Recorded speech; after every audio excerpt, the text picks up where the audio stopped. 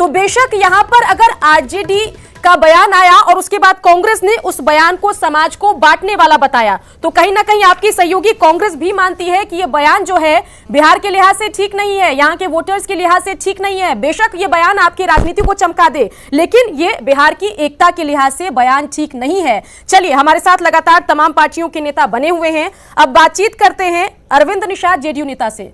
अरविंद जी, मेरे पास तो कई सवाल आरजेडी के लिए थे, लेकिन आरजेडी की तरफ से कोई आया नहीं, इसलिए मैं आपसे ही सवाल पूछती हूं। अरविंद निषाद जी, ना आरजेडी की तरफ से कोई आया ना कांग्रेस की तरफ से। ये बताइए कि बाबू साहब तो छोड़ दीजिए, लेकिन एक जमाने में रघुवंश बाबू की छाती पर चढ़कर मुख्यमंत्री बनाया गया था राबड़ी देवी को, और अब कई नेताओं को दरकिनार कर तेजस्वी यादव को मुख्यमंत्री बनाने की कवायद है लालू प्रसाद यादव की। और 2015 की अगर हम बात करें तो सभी लोगों को दरकिनार कर कम एक्सपीरियंस वाले, कम राजनीतिक एक्सपीरियंस वाले तेजस्वी यादव को डिप्टी सीएम बना दिया गया था।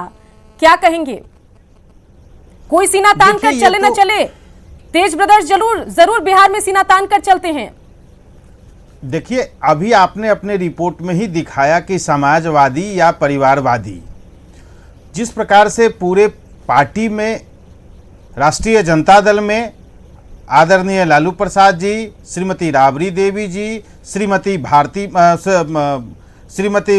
मीसा भारती जी, श्री तेज प्रताप यादव जी, श्री तेजस्वी प्रसाद यादव जी, और ऐसे बहुत दूसरे पंक्ति के जो उनके नेता हैं, उनके पुत्र पुत्रियां, जयप्रकाश नारायण यादव के भाई चुनाव लड़ रहे हैं, उनकी पुत्रियां लड़ रही हैं, कांति सिंह जी के पुत्र लड़ रहे हैं।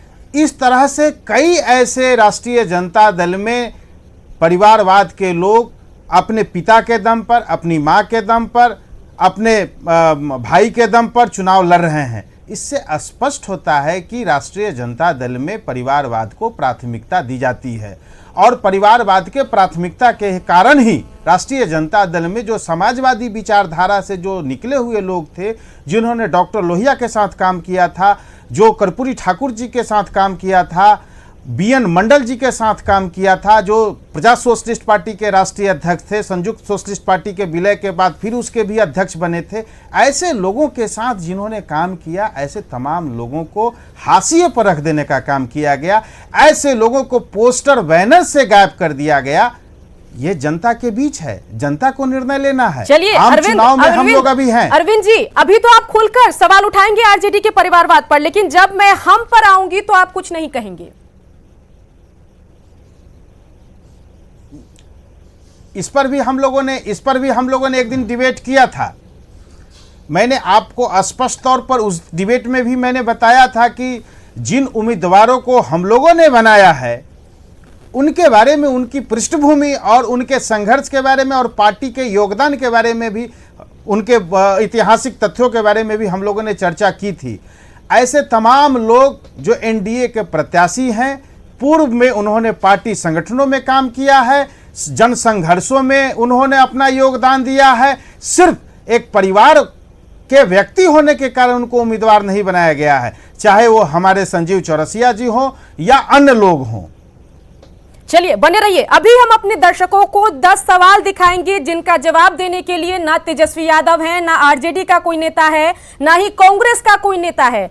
हर जगह तेजस्वी यादव अपने भाषणों में कहते हैं कि मैं सबको डिबेट के लिए चैलेंज करता हूं, मैं मुख्यमंत्री नीतीश कुमार के साथ चर्चा करना चाहता हूं, किसी भी मुद्दे पर बात कर सकता हूं। लेकिन जब बात न्यूज 18 बिहार झारखंड की डिबेट की होती है और कोई तीखा हमला, तीखा सवाल आरजेडी से पूछा जाता है, तो तेजस्वी यादव को तो छोड़ दीजिए, उनके तमाम नेता कार्यकर्ता